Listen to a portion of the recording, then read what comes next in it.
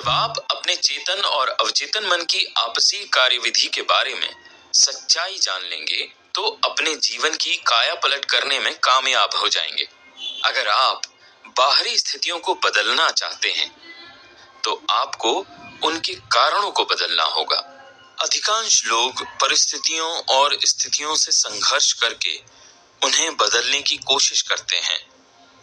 यह समय और मेहनत की भयंकर बर्बादी है। वे यह नहीं देख पाते हैं कि ये स्थितियां और परिस्थितियां किसी कारण से उत्पन्न हुई हैं। अपने जीवन से मनमुटाव, दुविधा, कमी और सीमा को दूर करने के लिए आपको उसके मूल कारण को दूर करना होगा। कारण है वह तरीका जिससे आप अपने चेतन मन का प्रयोग करते हैं। वे विचार और तस्वीरें जो आप इसमें भरते हैं। कारण को बदल दें, परिणाम अपने आप बदल जाएगा। यह इतना ही आसान है।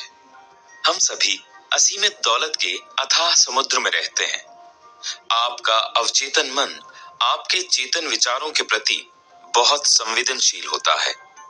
ये चेतन विचार सांचे की तरह काम करते हैं, जिनमें आपके अवचेतन का असीमित ज्ञान, बुद्धि, जीवन शक्ति और ऊर्जा प्रवाहित होती है। अगर आप सांचे को अधिक सकारात्मक बना दें, तो आपको इस असीमित ऊर्जा से अधिक लाभ हो सकता है। इस पुस्तक का हर अध्याय सच्चे और प्रासंगिक उदाहरण देकर बताता है कि आप अवचेतन मन के नियमों को किस तरह लागू कर सकते हैं। जब आप इन तकनीकों का प्रयोग करना सीख लेंगे, तो आप गरीबी की बजाय अमीरी, अंधविश्वास और अज्ञान की बजाय बुद्धिमानी, आंतरिक संघर्ष की बजाय शांति, असफलता की बजाय सफलता, दुख की बजाय खुशी, अंधकार की बजाय प्रकाश, मतभेद की बजाय सद्भाव, डर के बजाय आत्मविश्वास तथा आस्था का अनुभव करने लगेंगे। क्या इनसे अद्भुत वरदान हो सकते हैं? अधिकांश महान वैज्ञानिकों, कलाकारों, कवियों, गायकों, लेखकों और आविष्कारकों को चेतन तथा अवचेतन मन की कार्यविधि की गहरी समझ थी। इसी वजह से उन्हें अपने लक्ष्य हासिल करने की शक्ति मिली। एक बार महान ओपेरा गायक एनरिको कैरुसो मंच पर जाने से घबरा रहे थे। डर के मारे उनके गले की मांसपेशियां ऐंठ गई थीं। ऐसा लग रहा था जैसे उनके वाक तंतुओं को लकवा मार गया हो और वे बेकार हो गए हों। वे मंच के पीछे गायक की पोशाक पहने खड़े थे और उनके चेहरे पर पसीना बह रहा था। कुछ ही पल बाद उन्हें हजारों प्रशंसकों की भीड़ के सामने मंच पर जाकर गाना था। कांपते हुए उन्होंने कहा, मैं नहीं गा सकता, सब लोग मुझ पर हंसेंगे, मेरा करियर खत्म हो गया। वे अपने ड्रेसिंग रूम में जाने के लिए मुड़े, तभी अचानक वे रुककर चिल्लाए, छोटा मैं मेरे भीतर के बड़े मैं का गला दबाने की कोशिश कर रहा है। वे दोबारा मंच की ओर मुड़े और तनकर खड़े हो गए। उन्होंने छोटे मैं को आदेश दिया, बाहर निकल जाओ, बड़ा मैं गाना चाहता है। बड़े मैं से कैसुरो का मतलब अपने अवचेतन की असीमित शक्ति और बुद्धि से था। वे चिल्लाने लगे, बाहर निकल जाओ, बाहर निकल जाओ, बड़ा मैं गाने वाला है। अवचेतन मन ने प्रतिक्रिया करते हुए उनके भीतर की असीमित शक्तियों को मुक्त कर दिया। समय आने पर वे मंच पर गए और उन्होंने शानदार तरीके से गाया, जिससे श्रोता मंत्रमुग्ध हो गए। आपने अब तक जो सीखा है, उससे आप समझ सकते हैं कि कैसरो मस्तिष्क के दो स्तरों को समझते थे, चेतन या तार्किक स्तर और अवचेतन या अतार्किक स्तर। आपका अवचेतन मन प्रतिक्रियाशील है। यह आपके विचारों की प्रकृति के अनुरूप प्रतिक्रिया करता है। जब आपका चेतन मन यानी कैसरो का छोटा मैं डर, चिंता और तनाव से भरा होता है, तो आपके अवचेतन मन यानी बड़े मैं में नकारात्मक भाव प्रवाहित होने लगते हैं। ये नकारात्मक भाव चेतन मन में दहशत, आशंका और निराशा भर देते हैं। जब आपके साथ ऐसा हो, तो आप भी महान कैसरो के उदाहरण पर अमल कर सकते हैं। आप दृढ़ता और पूरे अधिकार से अपने अधिक गहरे मन में उत्पन्न अतार्किक भावों से कह सकते हैं, चुप रहो, शांत हो जाओ, मैं नियंत्रण में हूं, तुम्हें मेरे आदेश का पालन करना होगा, तुम मेरी आज्ञा का पालन करने के लिए विवश हो, तुम वहां दखल नहीं दे सकते जो तुम्हारा क्षेत्र नहीं है। जब आप अपने अधिक गहरे स्वरूप की अतार्किक भावनाओं से दृढ़ता और अधिकार से यह बोलेंगे तो परिणाम देखकर आप मंत्रमुग्ध हो जाएंगे। आपका मन शांति और सद्भाव से भर जाएगा।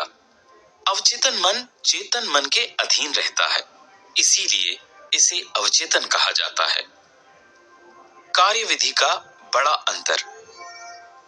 चेतन मन समुद्री जहाज का कप्तान है, वह जहाज को दिशा देता है, वह इंजन रूम के लोगों को आदेश देता है, तभी वे बॉयलर यंत्रों और बाकी उपकरणों को नियंत्रित करते हैं।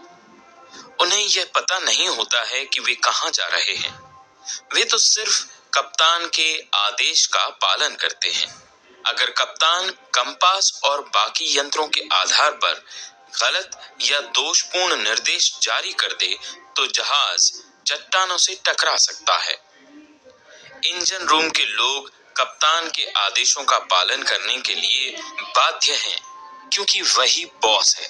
चूंकि उसे यह पता होना चाहिए कि वह क्या कर रहा है, इसलिए इंजन रूम के लोग कप्तान से बहस नहीं करते हैं या पलटकर कुछ नहीं कहते हैं, वे तो बस चुपचाप उसके आदेशों का पालन करते हैं।